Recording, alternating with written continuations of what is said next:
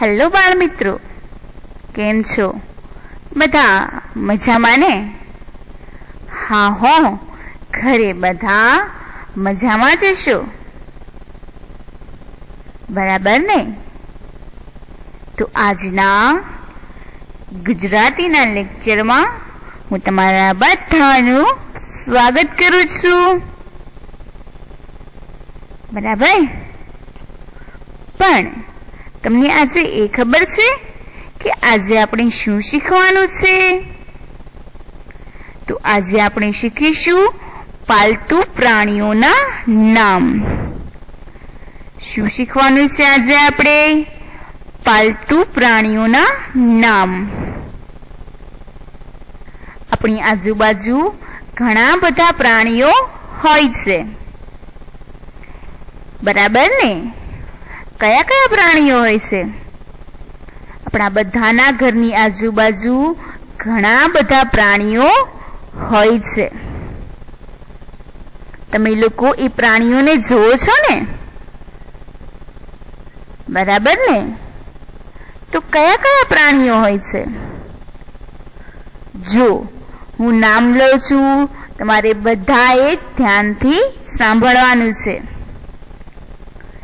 કૂતરો, બિલાડી, ગાય, ભેંસ, બકરી,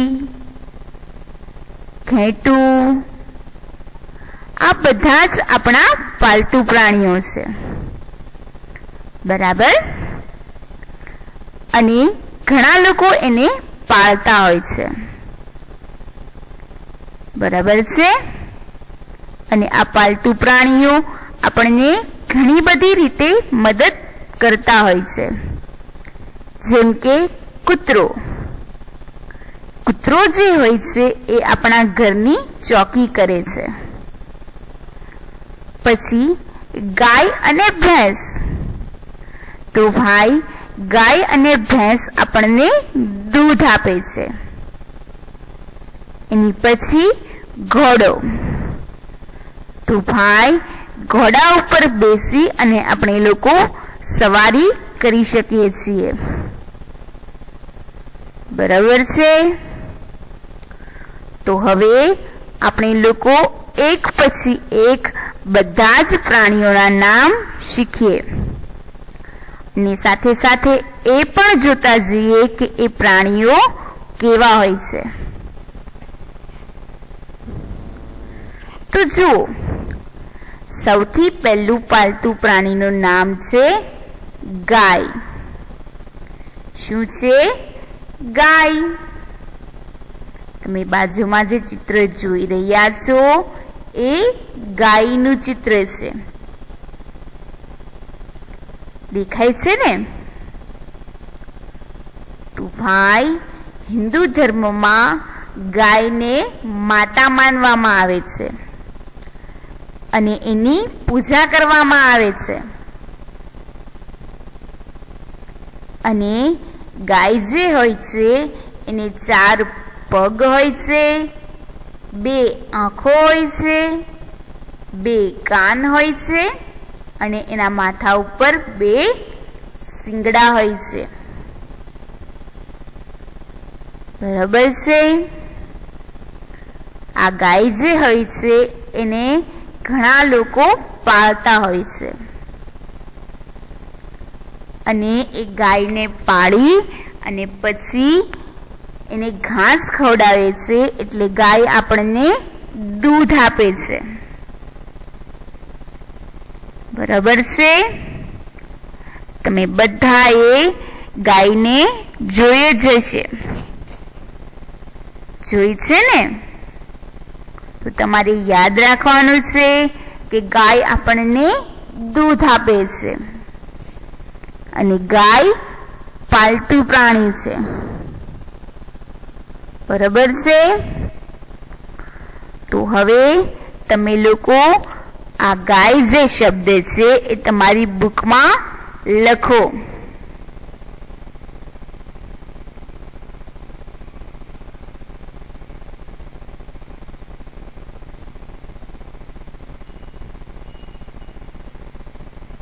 ચલો, લખાઈ ગયું છે. તો હવે આના પછીનું પાલતુ પ્રાણી આપણે જોઈએ. બરાબર? તો જુઓ, સૌથી પહેલા તમે આ જે પ્રાણી છે એનું ચિત્ર જુઓ અને એની બાજુમાં લખ્યું છે. હવે એ પણ તમે વાંચો. શું લખ્યું છે? ભેંસ. તો ભાઈ, આજે તમે પાલતુ પ્રાણી જોઈ રહ્યા છો એનું નામ છે ભેંસ. હવે તમે જુઓ તો આ જે ભેંસ છે એનો કલર કેવો છે? ભેંસનો કલર કાળો છે. બરાબર? અને આ જે ભેંસ હોય છે એ પણ આપણને દૂધ આપે છે. અને ગાયની જેમ એને પણ 4 પગ હોય છે, 2 આંખો હોય છે, 2 કાન હોય છે અને 2 શિંગડા હોય છે. બરાબર છે? અને આ જે ભેંસ છે એને પણ ઘણા લોકો પાળતા હોય છે. બરાબર? તમે લોકો શાંતિથી જોઈ લો કે આ ભેંસ કેવી છે.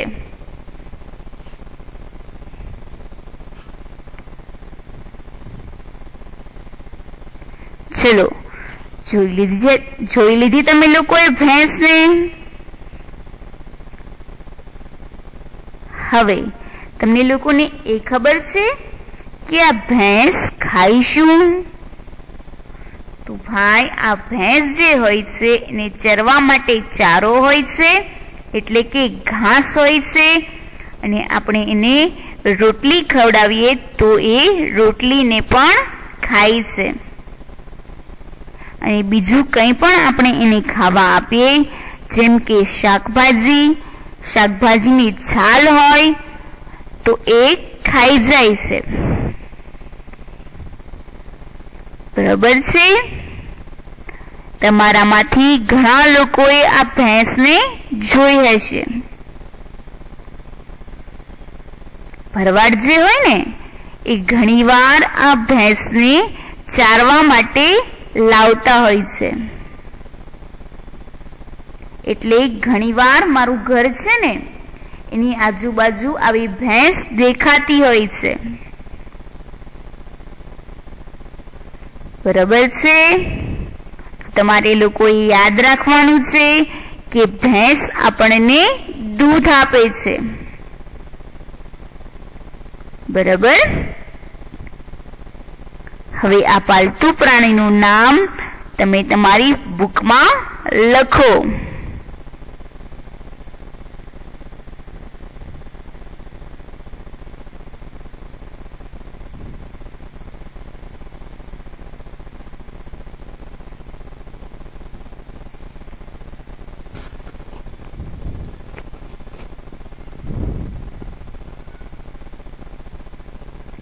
ચલો, લખાઈ ગયું છે.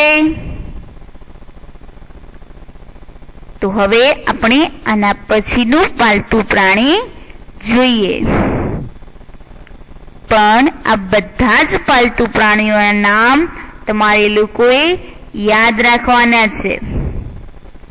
બરાબર? તો જુઓ, સૌથી પહેલા તમે લોકો આ જે ચિત્ર છે એ કયા પ્રાણીનું છે એ તમે જુઓ અને એની બાજુમાં લખ્યું છે એ પણ તમે લોકો વાંચો. શું લખ્યું છે? ઊંટ. શું લખ્યું છે ભાઈ? ઊંટ. હવે આ જે ચિત્ર છે એ ઊંટનું છે. શેનું ચિત્ર છે? ઊંટનું. બરાબર? આ જે ઊંટ હોય છે એ રણમાં જોવા મળે છે. રણ એટલે કે જ્યાં આગળ દૂર દૂર સુધી પાણી ન હોય અને કોઈ માણસ પણ દેખાતું ન હોય, એવી જગ્યાએ આ ઊંટ હોય છે. અને આ જે ઊંટ છે એની ઉપર બેસીને આપણે લોકો સવારી કરી શકીએ છીએ. જુઓ, આ જે ઊંટ છે એની ઉપર આ જે બાંધેલું છે ને એની ઉપર આપણે લોકો બેસી શકીએ છીએ અને પછી આપણે એની સવારી કરી શકીએ છીએ. બરાબર. રણ જે હોય ને તેમાં દૂર દૂર સુધી પાણી ન મળે, એટલે આ જે ઊંટ છે એ 10 દિવસ સુધી પાણી પીધા વિના રહી શકે છે. બરાબર. અને એ જે હોય ને એ શું ખાય ખબર છે તમને?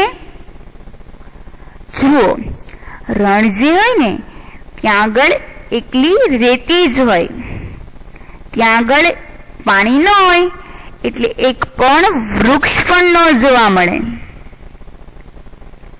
ત્યાં આગળ છે ને એક છોડ થાય છે. શું થાય છે? છોડ. એ જે છોડ હોય ને એ પાણી વગર ઉગે, એને ફાફડા થોર કહેવાય.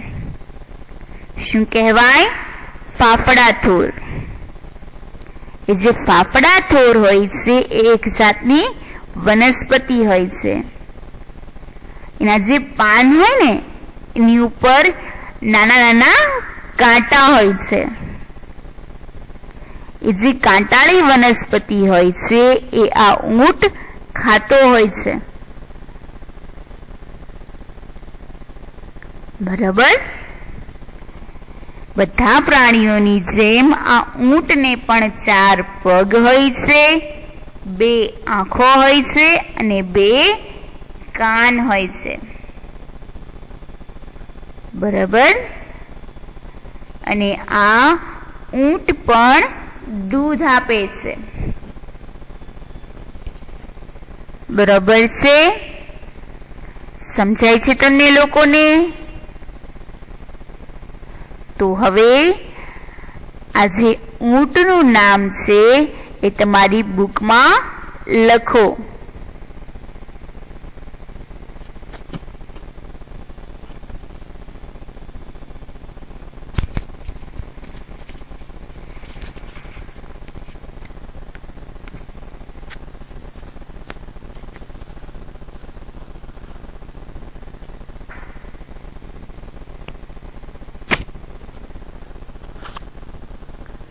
ચલો, લખાઈ ગયું છે.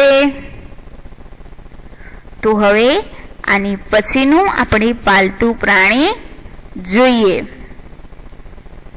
બરાબર. પણ તમે લોકો યાદ રાખજો કે ઊંટની ઉપર બેસી અને આપણે લોકો સવારી કરી શકીએ છીએ અને ઊંટ આપણને દૂધ આપે છે. બરાબર. અને આ જે ઊંટ છે એ રણનું પ્રાણી છે. રણમાં એ જોવા મળતું હોય છે. બરાબર. ઘણીવાર તમે લોકોએ આ ઊંટને જોયું હશે. બરાબર. જ્યારે આપણા ભાવનગરમાં રથયાત્રા નીકળે ને ત્યારે તમે લોકોએ જોયું હોય તો એમાં ઊંટ પણ હોય છે. બરાબર છે? તો હવે આના પછીનું પાલતુ પ્રાણી આપણે જોઈએ.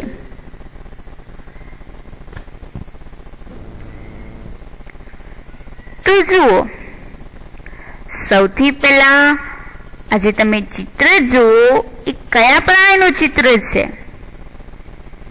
ખબર છે તમને? તો બાજુમાં લખ્યું છે આ ચિત્ર જે છે એ હાથીનું છે. શેનું છે? હાથીનું. બરાબર.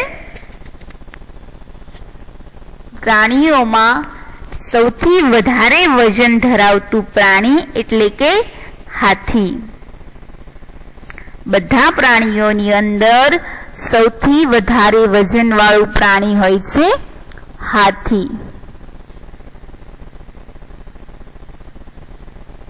બરાબર ને? તમે ચિત્રમાં જુઓ હાથી કેવો છે, એનો કલર કેવો છે. જુઓ, આ હાથીને જોઈને મને એક જોડકણું યાદ આવી ગયું. તમને લોકોને યાદ આવે છે? આપણે લોકો બાલઘરમાં ગાતા હો. યાદ છે તમને લોકોને? કે હું યાદ કરાવું તમને?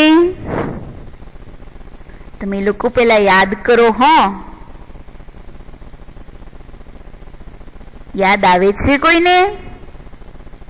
ઘણાને યાદ આવી ગયું હશે, તો ઘણાને યાદ નહીં આવ્યું હોય. એટલે હું તમને લોકોને ફરી એક વખત યાદ કરાવું છું.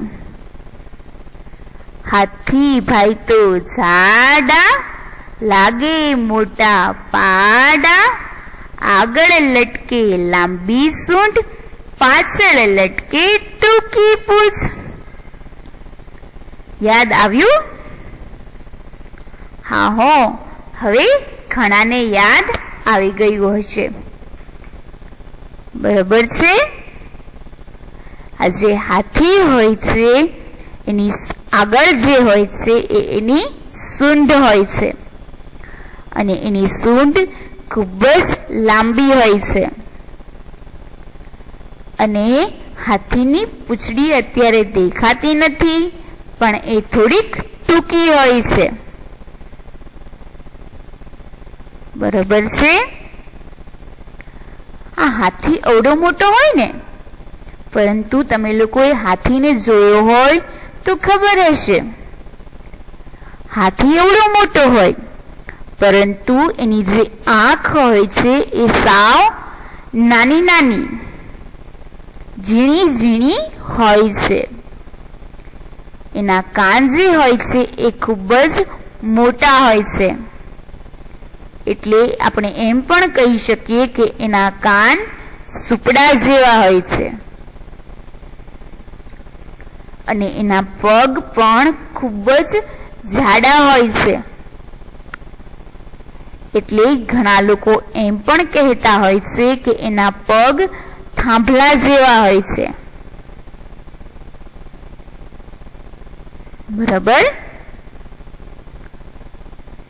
અને તમે લોકો એના દાંતને જુઓ, કેવા છે? દેખાય છે ને? તો ભાઈ, આ જે હાથી હોય છે એને શું ભાવે ખબર છે તમને? તો ભાઈ, હાથીને કેળું ખૂબ જ ભાવે છે. આપણે લોકો એને કેળું આપીએ ને તો એ સૂંઢથી પકડી લે છે અને પછી એ કેળાને ખાય છે. બરાબર છે?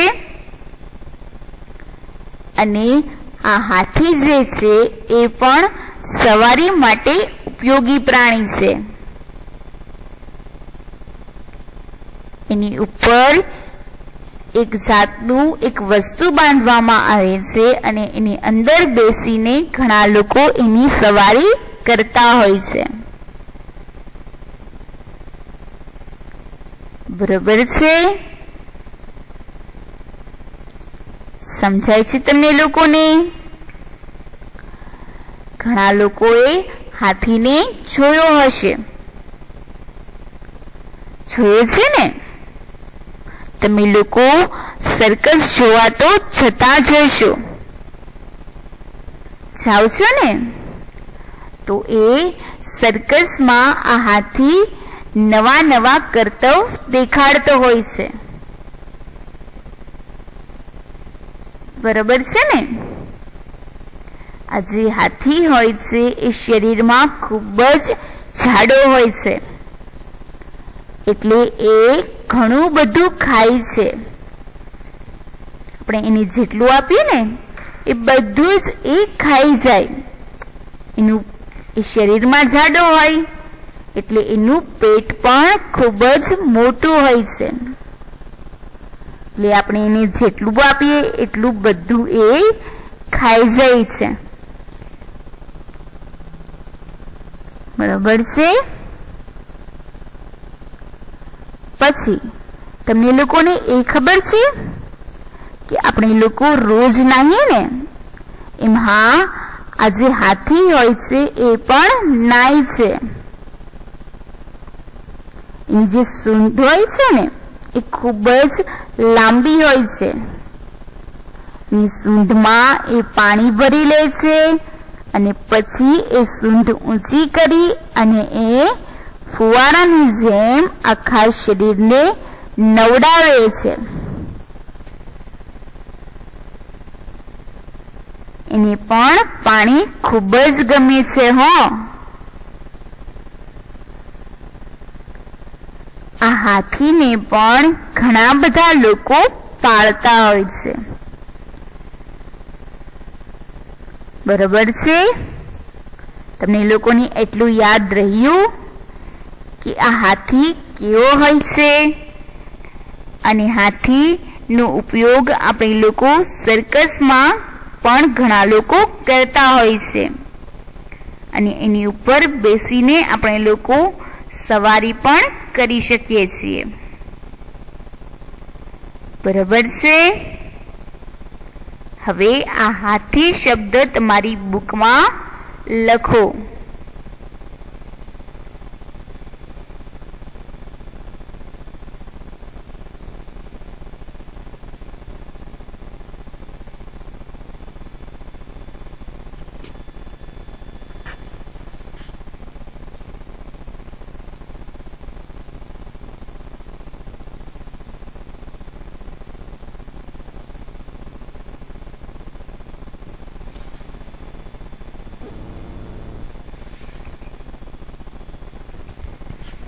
ચલો, લખાઈ ગયું છે. તો હવે આના પછીનું પાલતુ પ્રાણી આપણે જોઈએ. બરાબર છે? તો જુઓ, સૌથી પહેલા તમે લોકો ઉપર વાંચો. શું લખ્યું છે?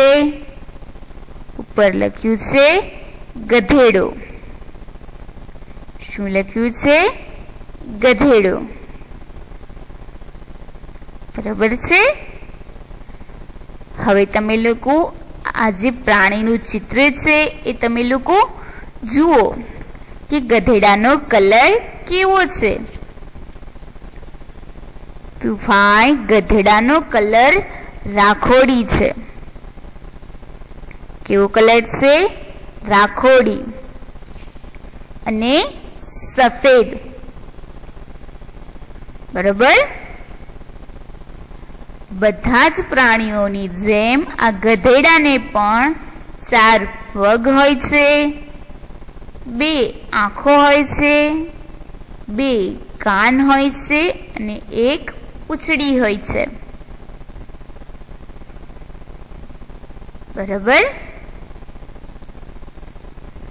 પહેલાના સમયમાં જ્યારે વાહનો ન હતા ત્યારે લોકો ગધેડા ગાડીનો ઉપયોગ કરતા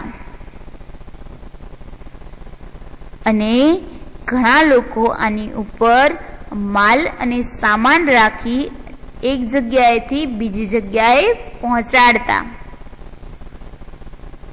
જેની પીઠ હોય ને એની ઉપર એક જાતની જોડી જેવું બાંધવામાં આવે અને એની અંદર કોઈ પણ સામાન મૂકવામાં આવે. પછી એ જે સામાન હોય એ એક જગ્યાએથી બીજી જગ્યાએ સામાન મોકલવામાં આવતો હોય છે. બરાબર? સમજાય છે તમને લોકોને? અને આ જે ઊંટ હોય છે એ પણ દૂધ આપે છે.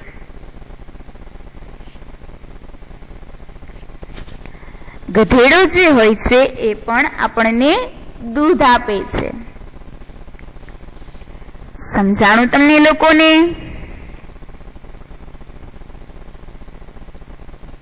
બરાબર છે? તો હવે આ જે ગધેડો શબ્દ છે એ તમારી બુકમાં લખો.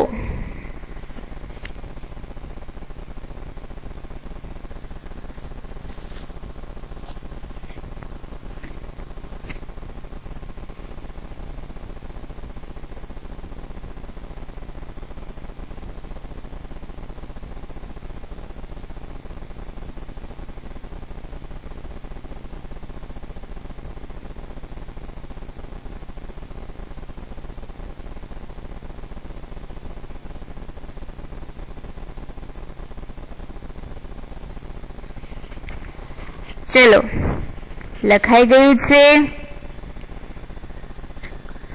તમને લોકોને યાદ રહ્યું ને કે કયા કયા પ્રાણીઓ દૂધ આપે છે? તો ભાઈ, ગાય, ભેંસ, ઊંટ, ગધેડો, આ બધા જ પ્રાણીઓ દૂધ આપે છે. બરાબર છે? તો હવે આના પછીનું પાલતુ પ્રાણી આપણે જોઈએ.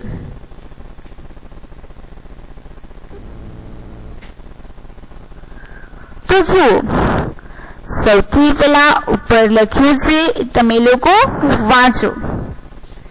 શું લખ્યું છે? કૂતરો. શું લખ્યું છે? કૂતરો. અને હવે આ જે ચિત્ર છે એ તમે જુઓ. ચિત્રમાં જે પ્રાણી દેખાય છે એ કૂતરો છે.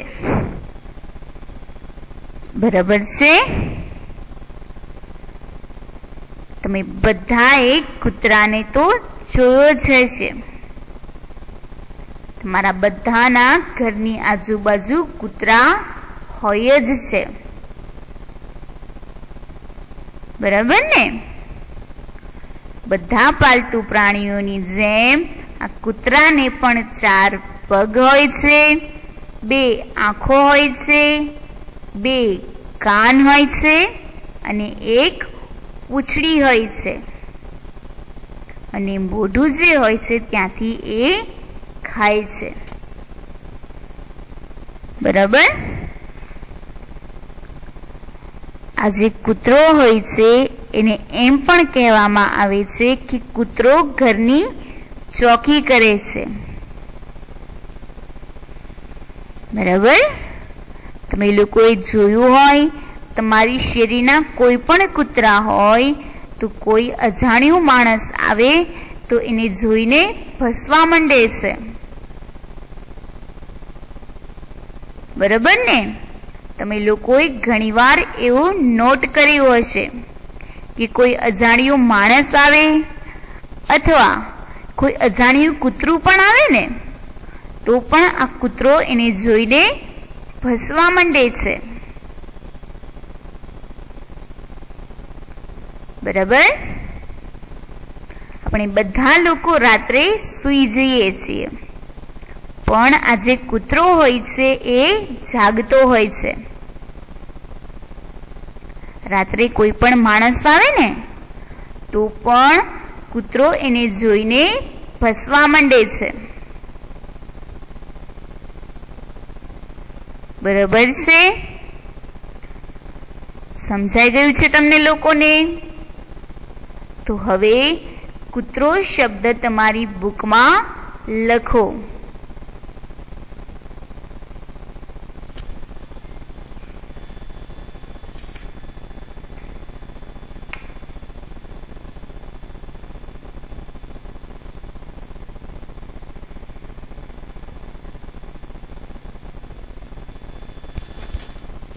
ચલો લખાઈ ગયું છે. તો ભાઈ આજે આપણે જેટલા પણ પાલતુ પ્રાણીઓ શીખ્યા એ બધા જ પાલતુ પ્રાણીઓના નામ તમારે લોકોએ યાદ રાખવાના છે. બરાબર છે? અને બધા જ પાલતુ પ્રાણીઓ આપણને લોકોને અલગ અલગ રીતે મદદરૂપ થાય છે. એ પણ તમારે લોકોએ યાદ રાખવાનું છે. બરાબર? તો હવે આપણે ફરી મળીશું નવા લેક્ચરમાં નવા ટોપિક સાથે. ત્યાં સુધી બધાને બાય બાય.